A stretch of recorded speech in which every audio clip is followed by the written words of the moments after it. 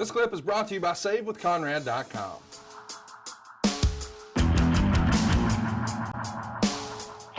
Let's do another question about cash. Joe wants to know, what did you buy with your first wrestling check? This is a little embarrassing. Let me say that I grew up with in my grandparents' home, and we had not a modest home. It was I'm just going to say it, and God bless them. It's nothing to do with them. It was a shack. No air conditioning, no carpet, wood floors, floor furnace, couple of window fans to keep you from dying in the summertime. But it was also a home that sold after my grandmother passed away, and I had to close up shop down there for all intents and purposes. That home sold for $8,500. What year was that? That would have been 85 or 86. Wow. And it had a big yard. It had probably maybe a half acre. It was what it was. But it was paid for. And my grandfather told me, early on, hey, you'll have this house, and you guys, if something happens to me, you'll have this house.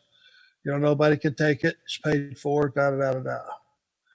Okay, so I'm losing track here a little bit. What was the original question? What did you buy with your first wrestling check? Okay, yeah. So this house, which is very modest, to say the least, but when I got my first big check, and it was for Jim Crockett, and it was when I originally went to Charlotte. I was there a couple of months.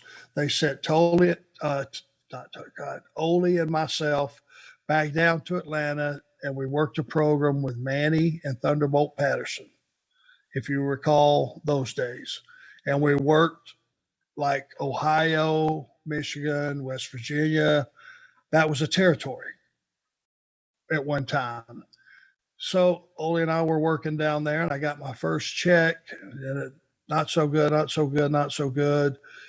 Finally, we weren't down there very long. It was like 8 weeks or something. They brought us back to Charlotte. And on the very first loop, I had the outdoor show at the stadium in Charlotte. Was that the Great American Bash? Yes, sir. And I got my first check for the week following that, and it was $3,000. The most money I had ever made or ever seen in my life. And so I still had to go back down to Rome to collect a few things to bring back to Charlotte. And while I was down there, I had the bright idea that I was Mick Jagger now. So I went and bought a brand new off the showroom floor Eldorado Cadillac. And buddy, was it live. It was maroon, white interior. And I'm talking about sweet. So I pull up in front of my granny's house. I go in and I knock on the door. Granny, let me in. She always kept the doors locked. She unlocked the door. I said, come out here. I want to show you something. Took her by the hand, walked her out there. I'm looking at her. She's looking at it. Flat line, no expression, nothing. Open door. I said, and I was going to take her back to Charlotte with me. That was one of the things that I came to collect. Obviously, I was going to bring her back and move her in with me. And I said, I thought you might want to ride back to Charlotte in style. And she looked at me and she looked at the car and she just said, take it back, and turned and walked right back in the house. So what did I do? Took it back. Went back, got the car that I traded in, which was an 84 Sedan DeVille. And I said, I'm going to be needing that. They give you 24 hours to change your mind anyway. Took it back. I'll be needing that old Cadillac back. She ain't going for it. And she browbeat me the whole way to Charlotte. Son, you need to put that money in the bank. You just never know when it's going to be a rainy day. Now, why do you need a car like that? What are you, a pimp? And I just sold all the way to Charlotte. Boy, it sure was pretty for one night. I mean, the car was probably what, $19,000. No, believe it or not, it was 86. It was like 32,000. Holy cow. What year was this? This was it was loaded. This was 86. My goodness. Well, I mean, you got to look at the prices, and the 87, I had the 300 Mercedes. 87, it was like 37.5. If we're trying to figure out how pricing was in the day. Man, that's something else. That's a nice car now. I mean, that you should have seen this. You would have loved this. Oh yeah, dude. I can just picture it with that outfit, especially the colors, the maroon over the white, and knowing how you looked in 85, 86, dude, you look like you were an extra from the movie Goodfellas. Oh yeah. Or a pimp or something. I mean, she accused me of what, I don't think she knows what a pimp is. I was going to ask, how many pimps were there in Rome, Georgia? Feels like it would have been hard out there for a pimp. Furthermore, how would my granny have got knowledge of it? She didn't watch TV. That's a great call. That's a great call. I mean, what the hell? She don't know what a pimp is. Just sounded good at the time in her promo. I don't know. It feels like to me, like the only pimping happened in Rome, Georgia is on farmersonly.com.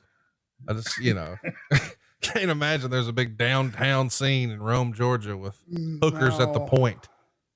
Well, which is probably why that car, which, was on the showroom floor, that was the feature vehicle. There's probably only room for one of them. Right? Yeah. They saw me coming. I had that check in my back pocket. Shit, I thought I was damn Liberace or something. How much shit did they try to give you when you tried to take it back? Automatically, some foreigner. Here's what will happen. Since you reneged on our contract, we'll take the car back and you'll have to continue taking the payments every month. I said, pal, did you just say that you're going to get the car back and I'm still going to have to pay for it? Well, in the you broke our agreement. I said, I'm fixing to break your nose. Here's the keys. Give me my keys. I'm out of here. I think he cooled down. Somebody must have told him, hey, that's that redneck Marty Lundy that lived here for a long time. He will hit you in the face with a beer mug. You might want to give him his keys. I don't know. It is funny though. All this time I had no idea that the Iron Sheik used to sell Cadillacs. What? You just said, oh, Marty, it was your same Iron Sheik voice. This was not I can't believe it. These are two different people, Conrad, damn it. They're not interchangeable. But the voice.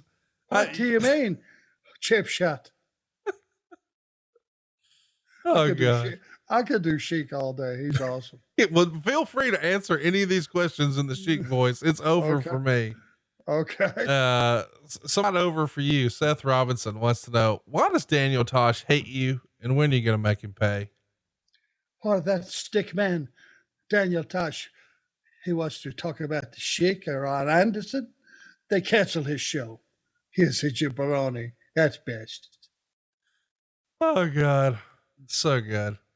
Konzi wants to know, what's the most played song on your phone or MP3 player? It's a great question. Stairway to Heaven. Led Zeppelin. I knew it would be Led Zeppelin, but I don't know that I would have picked that one. That's pretty cool though. It's calming on the whole front of it, and it ends kick ass and wide open.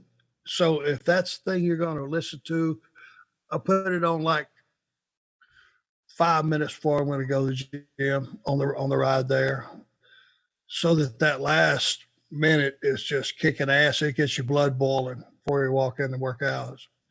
Serves its purpose. Hey, it's Conrad Thompson. Thanks for checking out the podcast here on YouTube. Be sure to hit the subscribe button and the notifications bell so you get a notice anytime we upload some new content. And go save yourself some money right now. If you're in a 30-year loan or you have credit card debt, it's not a matter of if I can save you money, it's a matter of how much. Find out right now for free at SaveWithConrad.com.